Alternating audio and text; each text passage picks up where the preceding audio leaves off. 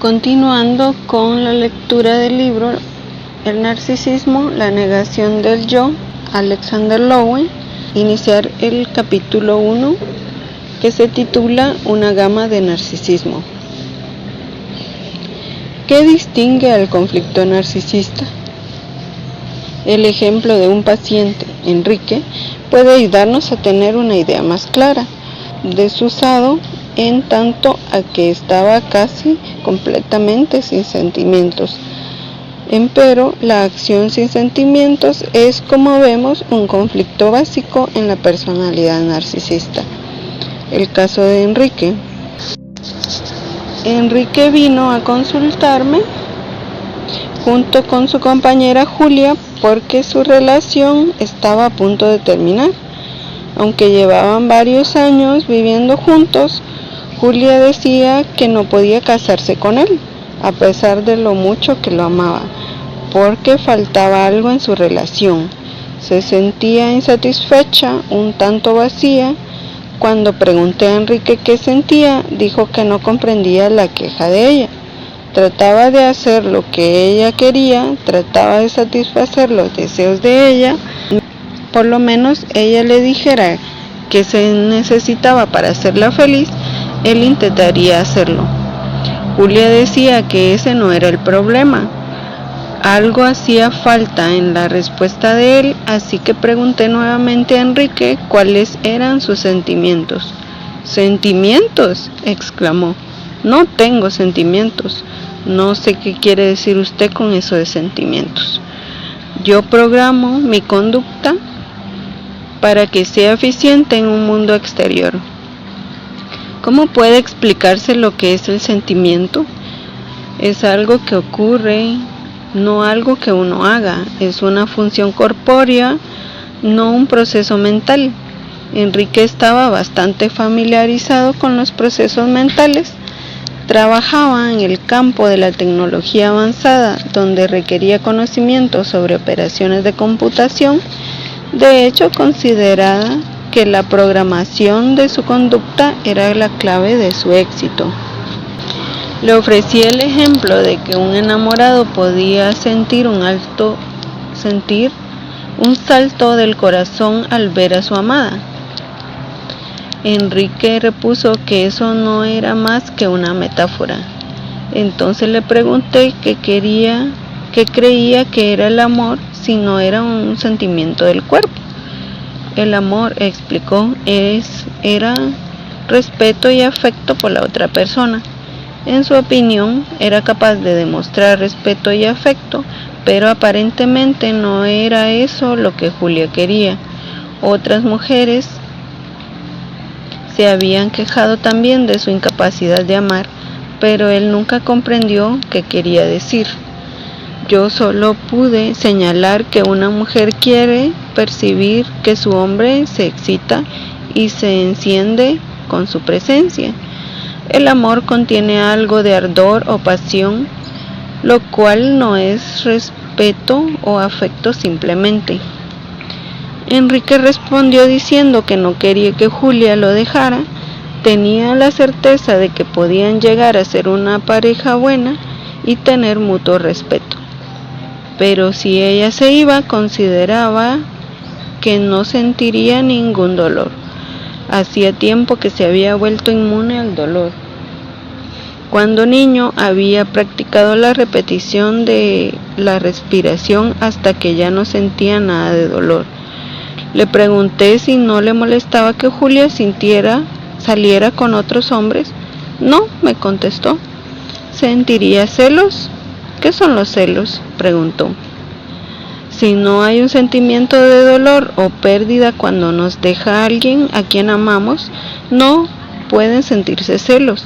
Este sentimiento surge del miedo a una posible pérdida del amor. Cuando Enrique y Julia se separaron, ella se llevó al perro.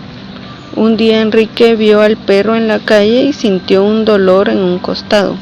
Con bastante seriedad me preguntó, ¿eso es sentir? ¿Qué había sucedido para que un humano se hubiera vuelto una máquina sin sentimientos? En un plano teórico, me supuse que había habido demasiado sentimiento o muy poco en su niñez. Cuando mencioné a Enrique estas posibilidades, dijo que ambas eran ciertas. Su madre siempre estaba al borde de la histeria, su padre no manifestaba la menor emoción. Según describió, la frialdad y hostilidad de su padre casi enloquecieron a su madre. Era una especie de pesadilla, pero Enrique me aseguró que no sentía ninguna tensión. Mi carencia de sentimientos no me molesta. Me las arreglo perfectamente bien. La única respuesta que pude proferir fue: los muertos no sienten dolor y nada les molesta. Simplemente te mataste. Pensé que esta observación lo haría reaccionar. Su respuesta me asombró.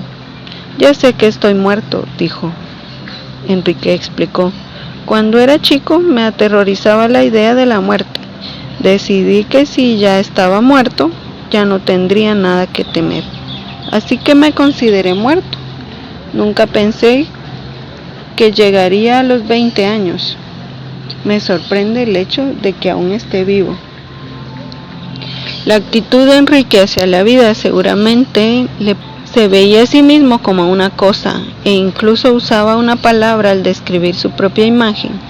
Al considerarse un instrumento de su propósito era hacer algo de bien por los demás, aunque admitía que obtenía una satisfacción espuria de las respuestas de los demás. Por ejemplo, se describía a sí mismo como un magnífico compañero sexual capaz de proporcionar gran placer a una mujer. Su compañera añadió: hacemos muy bien el sexo, pero no hacemos el amor. Al estar muerto emocionalmente, Enrique obtenía mucho placer corporal del acto sexual. Su satisfacción provenía de la respuesta de la mujer. Sin embargo, debido a la escasa participación personal de parte suya, el orgasmo de ella era limitado. Esto era algo que Enrique no lograba entender. Le expliqué que la respuesta orgásmica del hombre aumenta y profundiza la excitación de la mujer y la conduce a un orgasmo más complejo. La respuesta de la mujer incrementa la excitación del hombre. Sin embargo, esta reciprocidad solo puede ocurrir en el plano genital, es decir, en el coito. Enrique admitió que para provocar el clímax de la mujer empleaba las manos porque tenían más sensibilidad que el pene. De hecho, su técnica amatoria consistía más bien en atender la necesidad de la mujer que en la expresión de su pasión. Él no sentía pasión. Sin embargo, Enrique no podía estar completamente desprovisto de sentimientos. Si no hubiera experimentado el menor sentimiento, no me hubiera consultado respecto a su situación. Sabía que algo estaba mal. Si bien negaba sentir algo al respecto, sabía que debía cambiar. Aunque había desarrollado poderosos mecanismos de defensa para protegerse, esos mecanismos de defensa, a menos que se comprenda totalmente su función, y en este caso, solo con la cooperación del paciente, porque Enrique había erigido unos mecanismos de defensa tan poderosos contra el sentimiento que temía realmente. Creo que la respuesta es la locura. Enrique decía que tenía miedo a la muerte, lo cual era cierto en mi opinión, pero su miedo a la muerte era consciente, en tanto que su miedo a la locura era inconsciente y por ende más profundo. Creo que el miedo a la muerte frecuentemente proviene de un deseo inconsciente de morir. Enrique prefería estar muerto a estar loco. Lo que esto significa es que estaba más próximo a la locura que a la muerte. Estaba convencido, si bien inconscientemente, de que si permitía que un sentimiento llegara a la conciencia, se agujeraría la barrera de contención, lo inundaría y vencería un torrente de emoción que lo enloquecería. En su inconsciente, el sentimiento equiparaba con la locura y con su madre histérica. Enrique se identificaba con su padre y equiparaba la voluntad, la razón y la lógica con la cordura y la fuerza. Se veía a sí mismo como una persona cuerda que podía estudiar una situación y reaccionar ante ella con una lógica y eficiencia. Sin embargo, la lógica no es sino la aplicación de ciertos principios del pensamiento en una premisa dada. Por ello, lo que es lógico depende de la premisa de que se parte. Señalé a Enrique que la locura describe la situación de una persona que no tiene contacto con la realidad. Con los sentimientos son una realidad básica de la vida humana y el no tener contacto con los propios sentimientos es un signo de locura. Desde este punto de vista, indiqué, Enrique sería considerado un loco, a pesar de la aparente racionalidad de su conducta. Esta sugerencia de que podía estar loco tuvo un efecto considerable en Enrique, quien me hizo varias preguntas sobre la naturaleza de la locura. Le expliqué que los sentimientos nunca son locos, siempre son válidos para la persona. Sin embargo, cuando uno no puede aceptar o contener sus sentimientos, cuando parecen estar en conflicto con el pensamiento racional, es posible que uno se sienta partido o loco. Los sentimientos sencillamente no tienen sentido. Mas tampoco tiene sentido negar los propios sentimientos. Uno puede hacer esto únicamente mediante la disociación del ego y el cuerpo y la base de la propia vida, y no debe realizar un constante esfuerzo para suprimir todo sentimiento, para actuar como si no se tuvieran sentimientos. Es agotador y no tiene objeto. Comparé a Enrique con un fugitivo de la justicia que no se atreve a entregarse, pero que considera insoportable el esfuerzo de tener que seguir escondiéndose. La paz solo puede llegar en la rendición. Si Enrique pudiera ver y aceptar que su actitud era realmente enajenada, podría volverse cuerdo. Esta explicación tuvo mucho sentido para él. ¿Qué podemos aprender de los conflictos narcisistas a partir del caso de Enrique? El rasgo más importante, en mi opinión, es la carencia de respuesta afectiva. Aunque Enrique había reducido su respuesta afectiva a un grado extremo, esa carencia o negación de los sentimientos es típica de todos los narcisistas. Otro aspecto del narcisismo que era evidente en la personalidad de Enrique era su necesidad de proyectar una imagen. Se presentaba a sí mismo a hacer el bien a los demás, según sus propias palabras. Pero esta imagen era una distorsión de la realidad. Lo que él denominaba hacer el bien a los demás constituía un ejercicio de poder sobre ellos que, a pesar de las buenas intenciones que proclamaba, rayaba en lo diabólico. Bajo la máscara de hacer el bien, por ejemplo, Enrique explotaba a su compañera, hizo que lo amara sin que hubiera ninguna respuesta amorosa de su parte. Este tipo de explotación es común a todas las personalidades narcisistas. Aquí cabe una pregunta.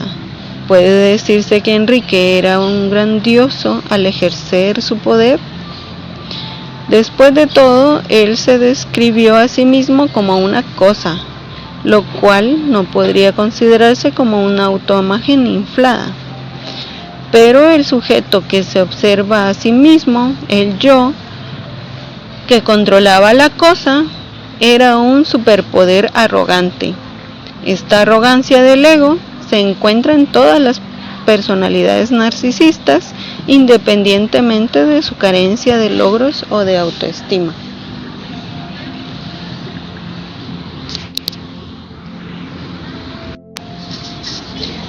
Hasta aquí hemos leído desde la página 13 hasta la casi mitad de la página 17 del libro Narcisismo, la negación del yo, de Alexander Lowen. Mi comentario con respecto a esto: en mi experiencia, todas las personas que tienen un ego inflado y una distorsión de la percepción de su propio ser, generalmente